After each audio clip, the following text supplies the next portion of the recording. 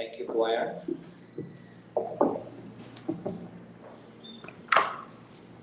Let us pray.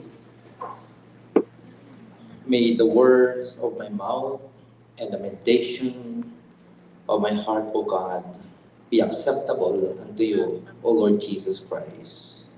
Speak to us, and we will listen. Amen. Magandang hapon po sa ating lahat. Magandang hapon! Ito yung Monday, Thursday na masaya kayo. No. Well, let's go back to our text this evening, found in John chapter 13, beginning verse 1 to 17. Makikita natin yung story ni Jesus and kanyang mga disciple nung sila ay nandun sa Passover at yung kanyang paghuhugas ng paa. No? The passage in John's Gospel about Jesus washing his disciples' feet provide context for his teaching. And we will explore it in the servant Jesus and the servant Christians. Are you a servant Christians? Ang hina. Kayo ba ay lingkod, mga Kristiyano lingkod ng Diyos? Dumagdag ng konti ang tasa. Jesus sets an example of how to be a servant. For he says, I have given you an example. Therefore, this evening, let us explore the example of Jesus Christ, and let's first look at his ways in this text. First, Jesus as model, as the servant Jesus. We are reminded that Jesus is the king. Ano natin yan, king of all and deserves to be served by everyone. Yet, if you look at the text, he chose to be servant to all of us. And Jesus set an example of how we should serve others by becoming humble servants and not powerful rulers, as we would expect from a Messiah. And our passage tells us that Jesus loved his disciples. Mahal na mahal niya yung kanyang mga disipulo until the very end ng kanyang buhay. Even as he knew his death was approaching, he did not stop showing his love for his people and serving them as a humble servant.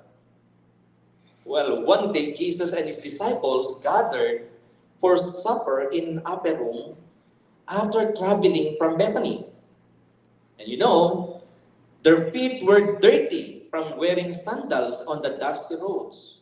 In modern times, alam natin yan, kahit sa bahay namin yan, pag pumapasok ka na nakasapatos, gera mundial, abutin mo.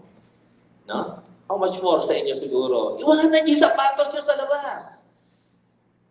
In modern times, a mother only allows a child with such dirty feet to walk around the house after washing them. Kaya pag ako papasok ng lugar, iwan mo yan, kundi susundan ka ng mom. For the Jews, cleanliness rules were even stricter. Para sa kanya yung kalinisan, ano? Sabi nga nila, yung paa ang pinakamabilis na madumihan sa parte ng katawan natin. To get dirty and can create unpleasant smell. Kaya nung tinatanong, sino magugasay ng paa? Wala po. Kasi yung medyas ko isang buwan na to eh. Joke lang. Yung paghugas ng paa during that time, this makes the job of washing feet very undesirable. Yet, si Jesus during this time, he chose to perform this humble task. As Jesus and his disciples gathered for supper, there was no servant present to wash their feet. This was not a task that the disciples were eager to undertake. And it was considered a job for the lowest of society. Kumbaga sa panahon natin, may mga katulong natin yan. But in their times, typically, trabaho to ng mga Gentile slaves. Yun ang kanilang mga gawain. The disciples had been preoccupied with trying to determine which of them was the greatest rather than considering serving one another. Yung mga disciple, pag ito pinagpasya mo, mga entitled ano? They are entitled. This question was raised twice in Luke's Gospel, and Jesus responded by instructing them to become like the youngest and to serve others. So if we look at the Gospel of John, we see Jesus humbling himself and he demonstrating his love for his own by taking on the role of a servant and washing his disciples' feet. Wow, Panginoon na to. Pero siya pa naghugas. This act of service marked the beginning of Jesus' humiliation as he ultimately went to the cross for his people, still serving them until the very end.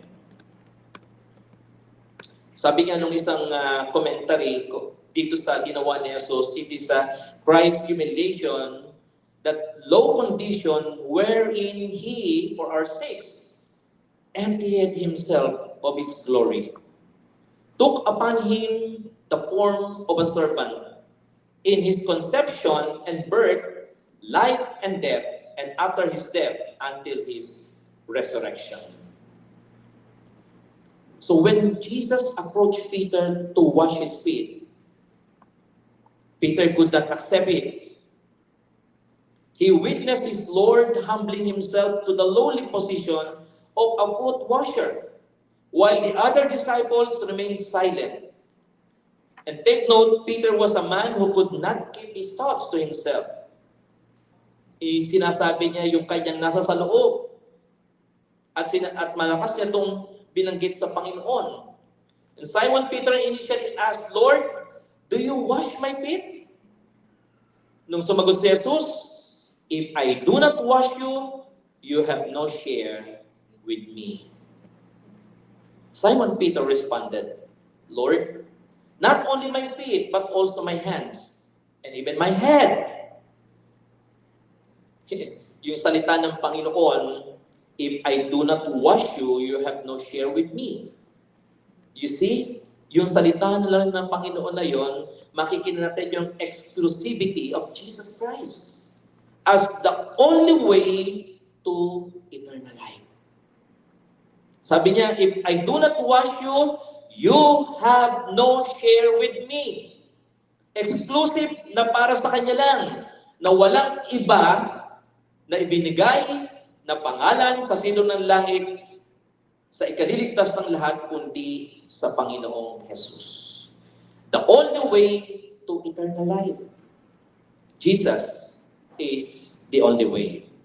The sole path to the kingdom of God is to be cleansed in the Lamb's blood.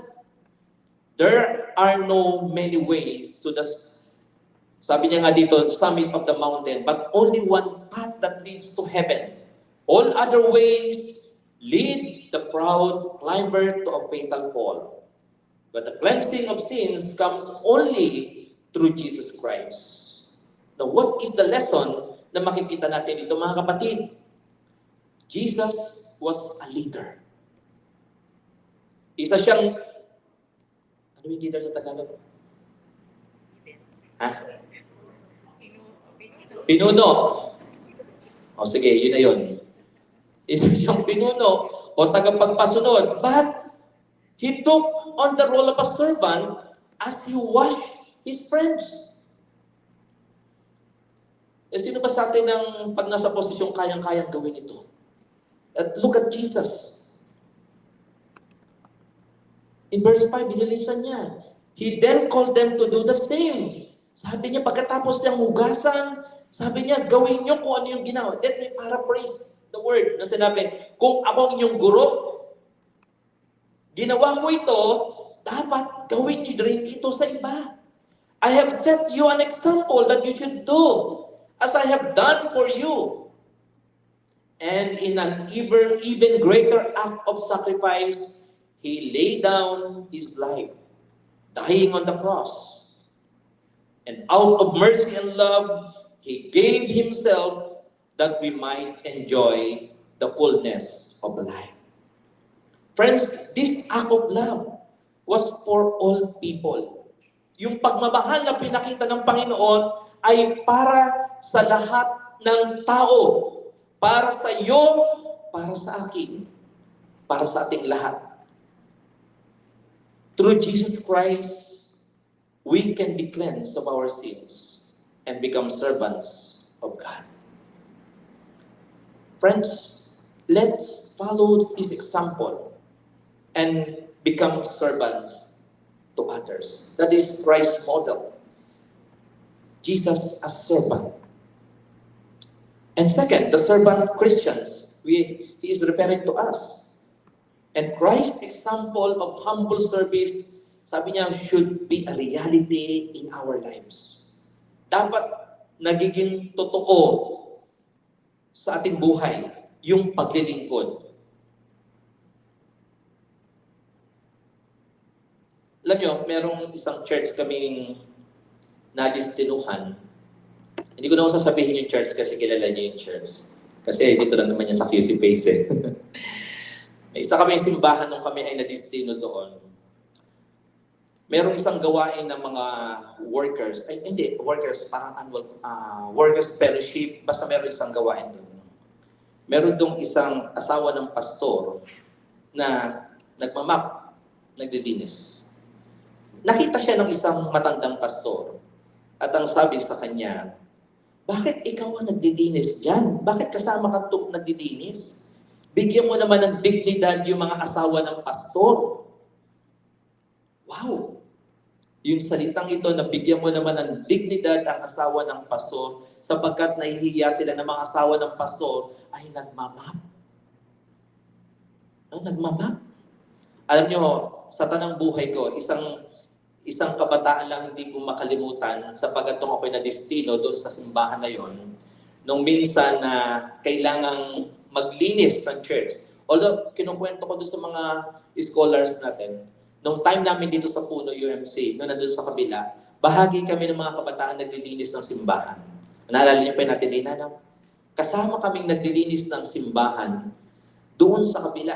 Every Saturday and Sunday, nandito na kami sa church. Pero ito, sabi gano'n sa akin ng kabataan, sino ba ito? Syunga-syunga. Kasi naglilinis kami ng, alam niyo yung kalat doon sa may simbahan, naglilinis kami, kasama ako doon. Ang suot ko ng itim na pantalon, tapos puting t-shirt para akong janitor. Yung nagsabi nun sa akin yun, isang kabataan yun, kasi hindi daw niya kaakalain, hindi daw niya alam na pastor ako, na kasama ako doon sa naglilinis. Alam niyo, para sa kanila sometimes, ang paglilinis ng isang pastor o ng asawa ng pastor ay isang nakakahiyang gawain. At ang isang leader ng church, kapag naglilinis, kuminsan parang, ay, kami na lang. Ito'y hindi nakakahiyang gawain. Ito'y isang paglilingkod. Kaya tulad ng kwento, yung mga disipulo ni Christ, they were ashamed when Jesus washed their feet. Despite being unwilling to serve. Friends, brothers and sisters in Christ, Jesus provides us with an example of service through foot washing. However, it is important to understand that this example is not meant to be taken literally. Sabi ni John Calvin, in his time, some people had a once-a-year festival where they washed each other's feet and claimed their service was complete. Kapag nakapaghugas na sila ng paa sa isang taon, ang kanilang paglilingkod ay kumpleto na. Until the following years. My friends, this notion is wrong because service is not a one-time event. Service should be a way of life. Sabihin mo sa katabi mo, service should be a way of life. Service. Parang walang kabuhay-buhay. Yung paglilingkod is a way of life. And Jesus is not calling for a yearly foot washing festival or a new church ordinance. Instead, He is calling His people to humble themselves as servants at all times. sa lahat ng panahon. The command to serve others applies universally at all times and places.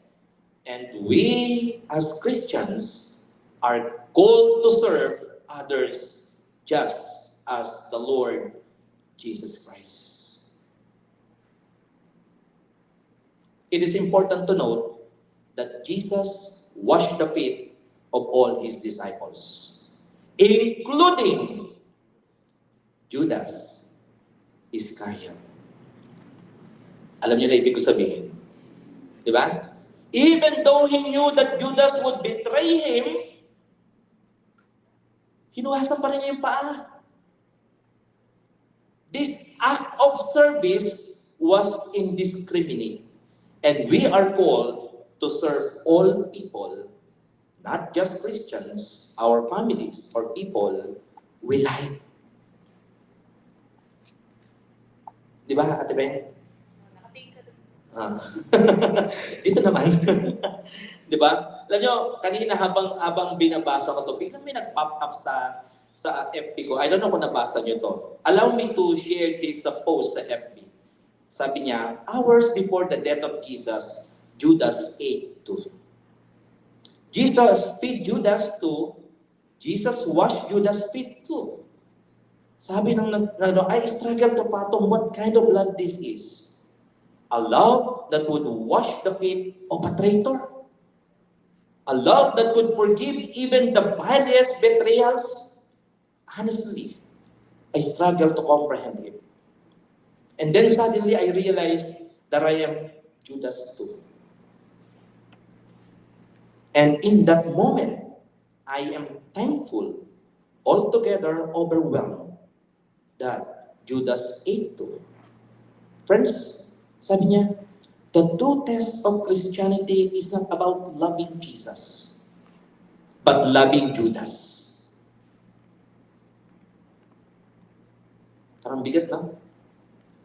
The true test of Christianity is not about loving Jesus, but loving Judas. Yung mga taong nagtatraidor sa iyo, yung mga taong nag-iisip na masama sa iyo, yung mga taong gumagawa ng lahat ng hindi maganda sa iyo, yung mga taong nag-iisip ng mga negative sa iyo, love them. Because the true test of Christianity, sabi niya, I repeat, is not about loving Jesus, but loving Judas.